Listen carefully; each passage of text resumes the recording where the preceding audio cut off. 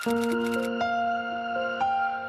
परिवार में 5 सदस्य थे, पर उस परिवार में कमाने वाला मात्र एक ही व्यक्ति था और उस व्यक्ति को इस बात का बहुत ही घमंड था कि उसके बिना इस परिवार का गुजारा नहीं हो सकता।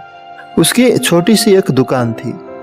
उसे जो आय होती थी उसी से उसके परिवार का गुजारा चलता था। एक दिन उस व्यक्ति के गांव भगवान बुद्ध आए और वह व्यक्ति भी बुद्ध की बातों को सुनने चल दिया। भगवान बुद्ध सभी को यह बता रहे थे कि इस दुनिया में किसी का काम किसी के बिना नहीं रुकता, लेकिन फिर भी कुछ लोग अभिमान करते हैं कि उसके बिना परिवार और समाज रुक जाएगा। बुद्ध की बात खत्म होने के बाद सभी लोग वहां से चले गए, पर वह व्यक्ति बुद्ध के पास जाकर बोला, मैं अपने घर में कमाने वाला मात्र अकेला ही व्यक्ति हूँ। मैं जो कमाकर लाता हूँ उसी से मेरे परिवार का गुजारा चलता है। अगर मैं ही नहीं रहूंगा तो मेरा घर कैसे चलेगा? बुद्ध ने कहा, तुम बहुत ही गलत सोचते हो। इस दुनिया में हर व्यक्ति को उसके भाग्य के अनुसार ही फल मिलता है। यह सुनकर वह व्यक्ति बोला, मैं इस बात को नहीं मानता। बुद्ध ने कहा, तुम एक काम करो, बिना किसी को बताए कुछ दिन के लिए गायब हो जाओ और फिर तुम अपने आप ही देख लेना कि तुम्हारे बिना कोई काम रुकता है या नहीं।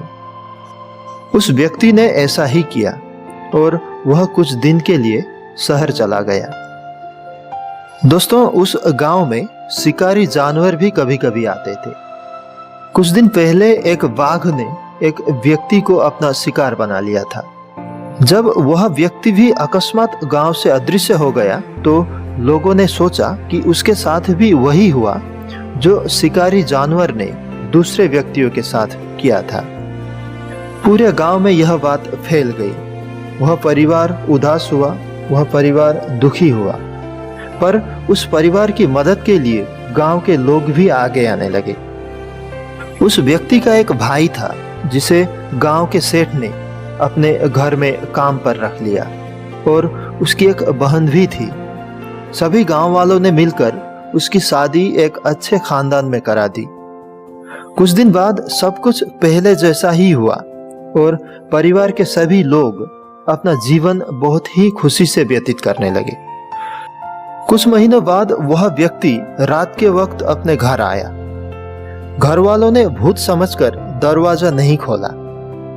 जब वह बहुत गिड़गिड़ाया और उसने सारी बातें बताई तो उसकी पत्नी ने दरवाजे के भीतर से ही उत्तर दिया, हमें तुम्हारी कोई जरूरत नहीं है, अब हम पहले से भी ज्यादा सुखी हैं। यह सुनते ही उस व्यक्ति का सारा अभिमान चूर चूर हो गया। उस व्यक्ति ने अपने परिवार से माफी मांग ली। दोस्तों, अगर आपको भी इस बात का घमंड है कि आपके बिना कोई काम नहीं होगा तो आप गलत हैं। अगर एक रास्ता बंद होता है तो हजारों रास्ते खुलते हैं। अपने इस घमंड के साथ हमें जीना छोड़ देनी चाहिए, क्योंकि किसी के बिना किसी का काम नहीं रुकता।